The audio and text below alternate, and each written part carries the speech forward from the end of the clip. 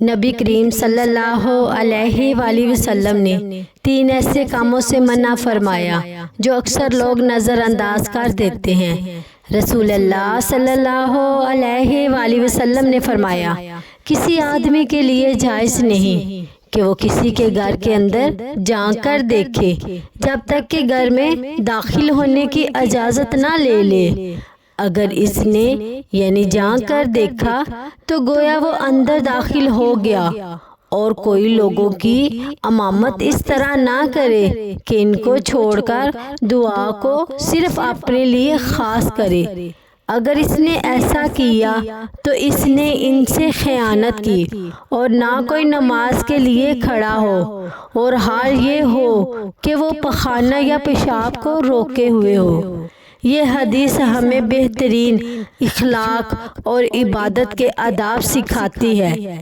اسلام دوسروں کی عزت اور پرائیویسی کا مکمل خیال رکھنے کا حکم دیتا ہے۔ کسی کے گھر میں جھانکنا یا اس کے پردے میں مداخلت کرنا پسندیدہ نہیں۔ امام کو چاہیے کہ دعا میں تمام مسلمانوں کو شامل کرے۔